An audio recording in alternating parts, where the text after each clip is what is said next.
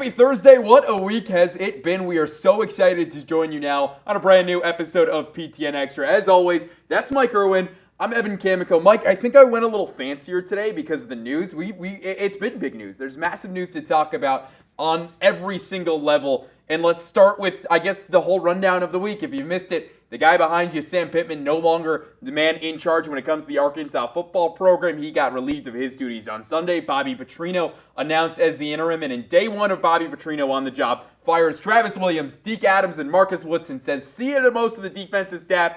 He promotes Chris Wilson to the defensive coordinator interim role. Colby Smith will be the offensive coordinator interim role, but Bobby will still call plays. So that's essentially where we have it. Mike, did I miss anything there in my very, very brief summary of the week so far? Well, they still have to hire technically a linebackers coach because Travis Williams was fired.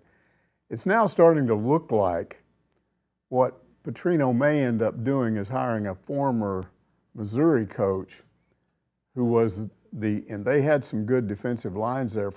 I'm not sure why he left there, but he left, I think, after spring training or maybe before spring training of this year.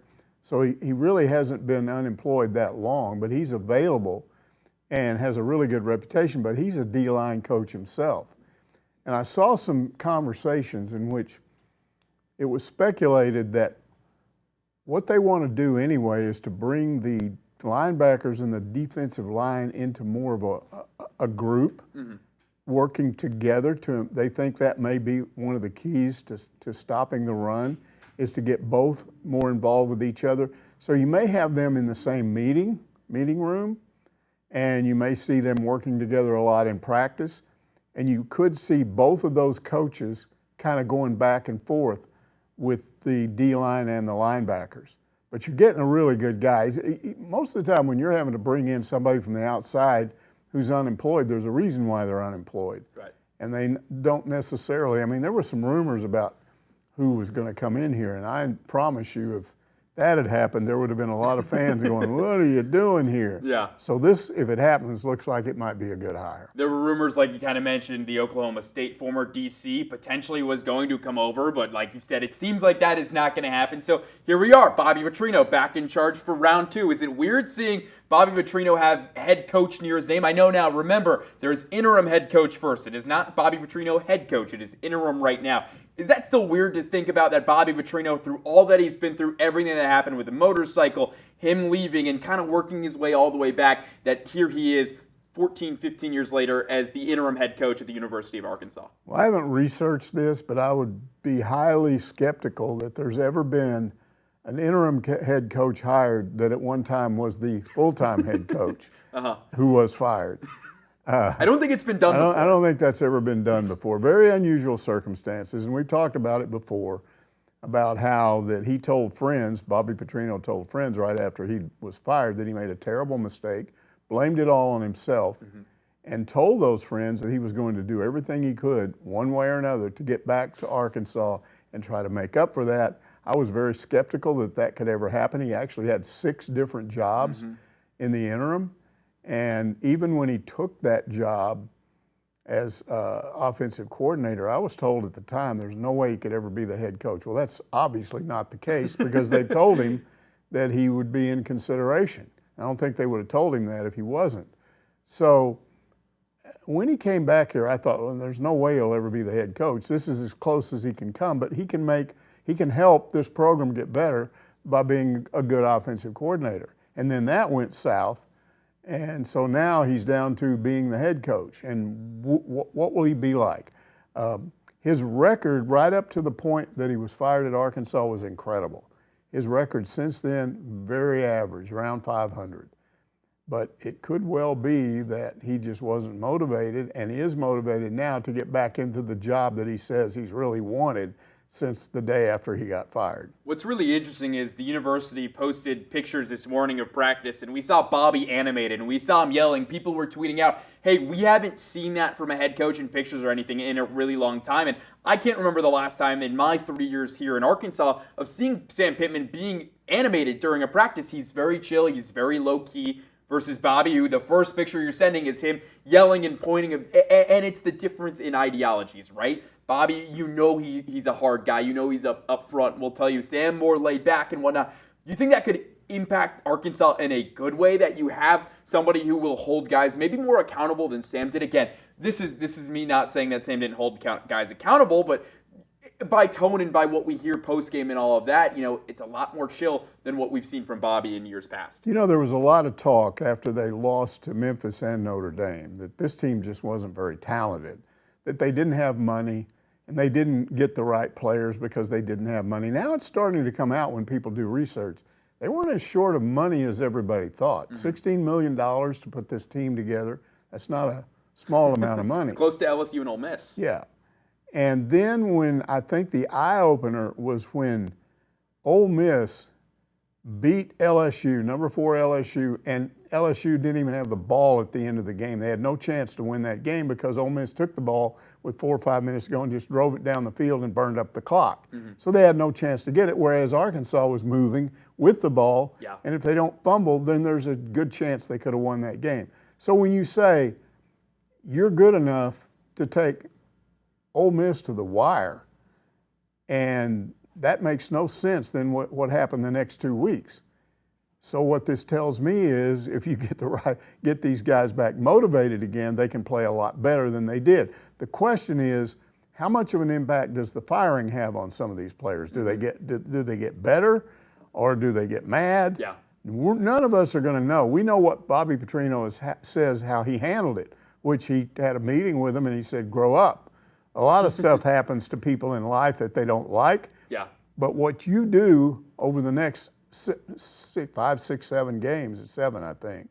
But what you do over the next 7 games will impact you personally, positively or negative. If you think you can just kind of go through the motions and then hit the transfer portal when it's over, what kind of a resume are you going to have to be attractive to somebody else if you don't play hard, if you don't help us win? So logic would dictate they're going to be more motivated than ever. And he himself said he felt like they really responded to what when the meeting started, he sensed they were pretty upset. And then when he put it that way, hey, look, this is about, you can't just sit here and whine and be upset and you're mad about this. This will affect you negatively if you don't handle it right. Yeah, there's a great quote from the recent Superman movie. Your actions, your choices, that's what makes you who you are. And for this Razorback team, you have to take that quote because that's exactly what Bobby's saying is you guys have all the opportunity in the world in front of you. Look at the games that are still coming up. You're going to Knoxville. Then you've got 3 home, A&M, Mississippi State, Auburn. You still have Missouri. You still have Texas. Still have LSU. So there's every opportunity still left in front of this team. Right now, everyone thinks the world is burning down because Sam Pittman is out, and here we are. Instead of the team being, 4-1, 3-2, you're 2-3, and Sam Pittman is gone. But this team has every opportunity in front of them to show not only why these guys, because let's be real, most of the defense right now, they're probably not going to another SEC school. There's not good enough tape on most of these guys except Quincy Rhodes Jr. to go to another SEC school. They are all playing for their lives. On the offensive side, it's a little bit of the same thing of you have to be able to play, and it starts with your actions and in your choices every single day. So I think that's really interesting. But when we look at the 7-game stretch coming up to close out the year, what do you think Bobby Petrino has to do to keep the job, and what's realistic, do you think, for fans out there to expect from the last stretch of the year? Well, I think the first thing they have to do is get the run defense working.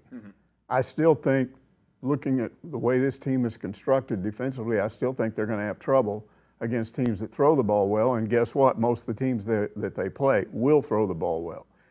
But if you can get the offense back on track, and you can get back into a situation we saw early in the year where, okay, you score, now we're going to score. You score, we're going to. Then you take your chances toward the end.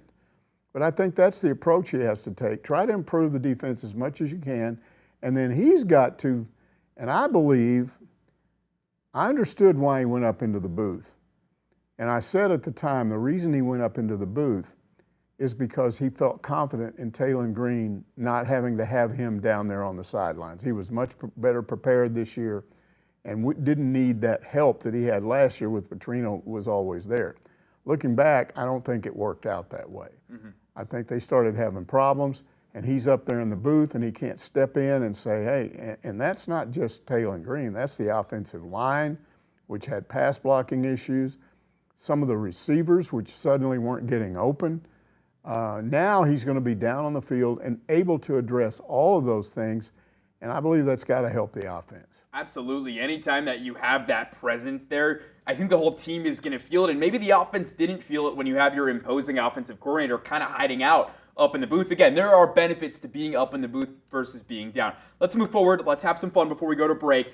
Now we got a coaching search that's going to come up. Do you have any ideal candidates you kind of like? I know we're really early. There's a lot of time left. Arkansas fans want Rhett Lashley or John Summerall. What do you, Mike Irwin? Who would you think of as the next head coach of the Razorbacks? What's your ideal candidate? Well, I think and I'm not just saying Hunter Yurachek, because I think there are people behind the scenes. I think there are boosters behind the scenes that have a whole lot to do with what happens next. Mm-hmm.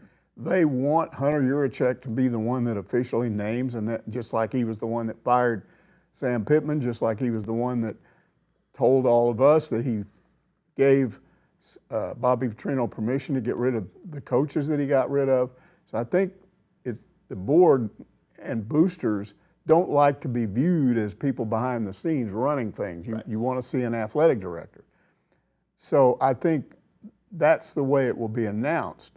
But I think what they would really like is for Petrino to succeed. Why? Because there's less drama involved. Mm-hmm. If he doesn't, then they're going to have to go in there and start trying to track somebody here. Then you're having to come up with big money to get them. Then you're having to worry about them getting more money and staying. It was like what happened with Lane Kiffin early on when Hunter Yurachek was trying to deal with the aftermath of the Chad Morris thing, and he really thought he had Lane Kiffin hired, and he had agreed to a verbal contract. But then he found out, Ole Miss is involved. So if you can avoid that, I think they would like to do that. If they don't avoid that, then you start with Rhett Lashley, and this is complicated. Yeah. Because I will be very surprised. Rhett Lashley has a new contract. I would be surprised if it doesn't get amended very shortly to where he gets an even bigger raise. Yeah. I don't know that he needs a bigger buyout, but he get a bigger raise. And then also he's off to a 2-2 start. Now, if you're interested in this, watch them this weekend. Yeah. And see how they look, because they could have a bad year and all of a sudden the bloom is off the rose for that thing. Mm-hmm. So then what do you do? Well, okay, the attraction on the part of the Tulane coach is that he's younger, and a lot of people think you need a younger coach. Yeah. So, okay, let's see what he does the rest of the year. And if you're a Razorback fan, watch that. You can usually watch any of these games if you have ESPN3. Mm-hmm. So watch them and see how they look. I still think that lurking in the shadows is Dan Mullen. Dan Mullen has everything they need. Lashley has never coached in the SEC. Dan Mullen has coached 2 different SEC teams and has won with both teams. Won 9 games, 10 games, not just 5 or 6.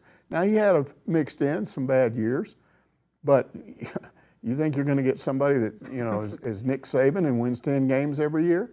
So he's won in this league. He's proven he can recruit. He goes to Vegas after sitting out 2 or 3 years and not coaching, goes there and he's got them undefeated right now.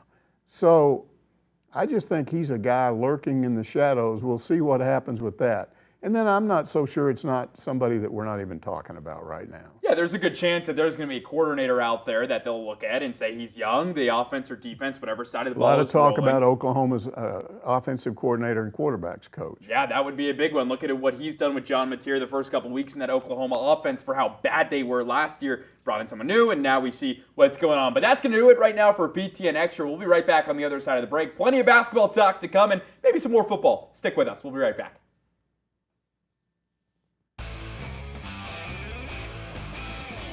Welcome back into PTN Extra. Evan Camico, Mike Irwin hanging out with you. I know it's not a regular scheduled day. Usually we drop these on Wednesday, but it's been a little bit of extenuating circumstances. We've talked plenty of football already. Not only have we talked Pittman's firing, we've talked Yurachek, we've talked Bobby Petrino, we've talked everything you would want to know. Mike, let's move forward. Let's talk basketball. We've got a fun weekend ahead of us. It is officially primetime at the Palace, or for everyone at home who's an older generation, Midnight Madness. That is all back. It's going to be really exciting. Arkansas started open practices this week. We got to hear from Coach Gal yesterday where he said he's excited about this team. They're a lot healthier than they were this time last year. And not to mention, there's maybe less anxiety because they know each other. Everyone's kind of settled in. You've got a core group of returners, Trevin Brazile, DJ Wagner, Carter Knox, and Billy Richmond, who are back. So it's a really exciting time for this basketball team. What are you most looking forward to about this weekend's showcase? Not only for Coach Cal, but also Coach Music. Well, I want to see how many people show up. Yeah. That'll be interesting.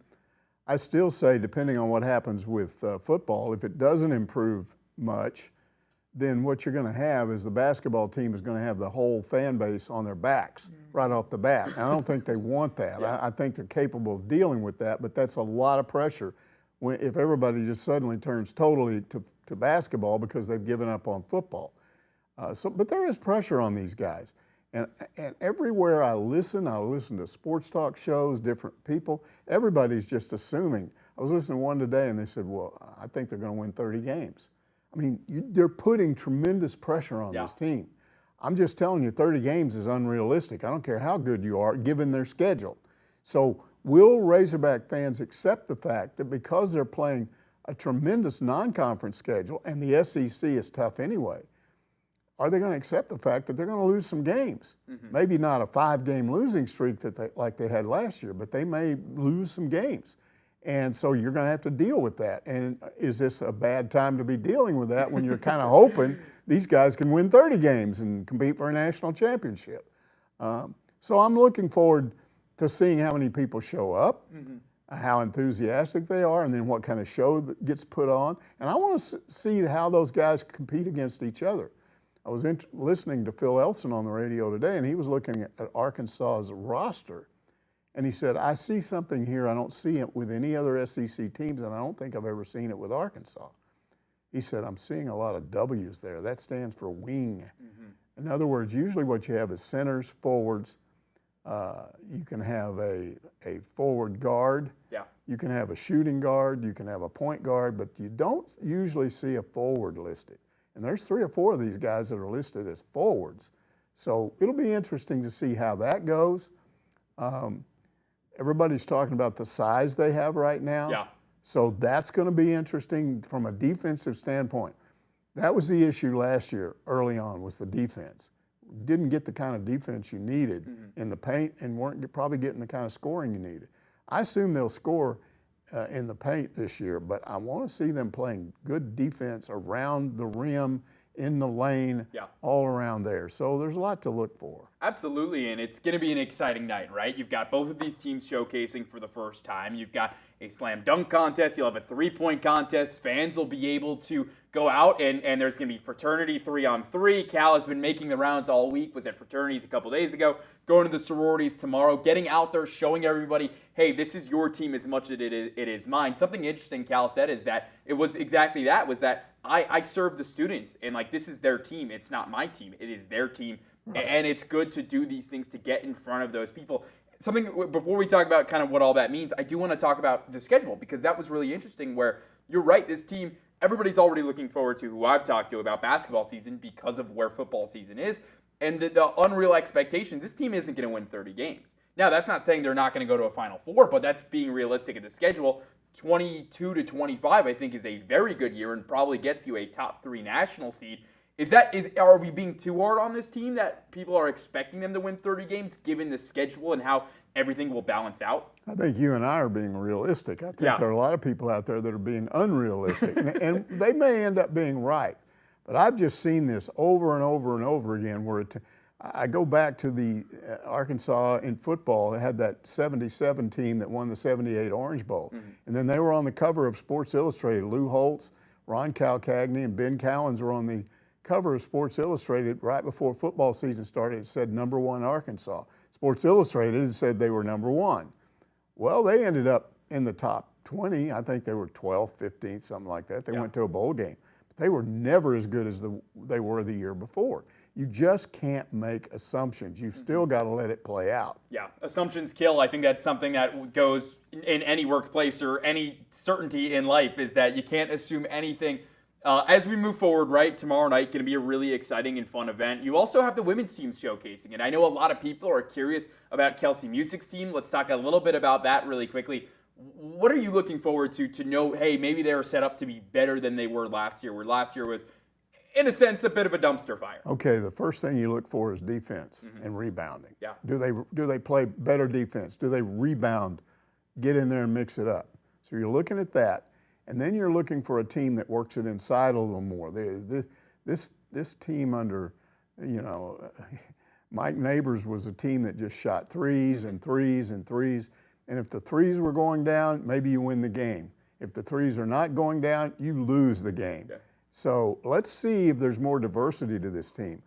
The people I talk to think that it's only going to get better, but she is going to have to, it's going to take a year or two to get the really good players that she wants. But they believe she's got players now that will play harder, more competitive. So I think you're going to see an improved team this year. I don't know that they're going to make the NCAA tournament. I don't know about that.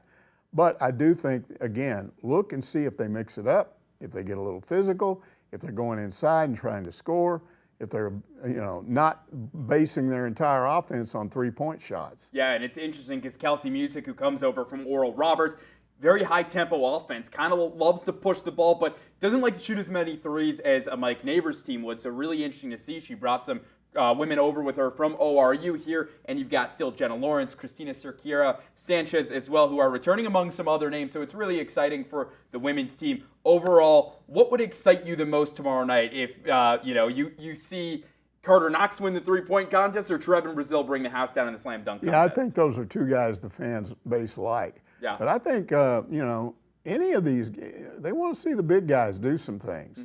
And then I think what they'd like to see is some good shooting, some three-point shooting. Are you going to have three-point shooters on this team? How many? Well, just one? Yeah. Two? And they want to take a look at the new guys. They've got a couple of 5 stars and want to take a look at them and see if they look the part. Yeah. So there's just a lot to look for if you're going to this, and I think there'll be a large crowd there. Yeah, very excited for tomorrow night. It is going to be a good one. But for Mike Irwin, I'm Evan Kamiko. As always, thank you for tuning in to PTN Extra. We'll see you back here next Wednesday, hopefully, as long as nothing crazy happens, on a brand new PTN Extra. Thanks for watching, everyone.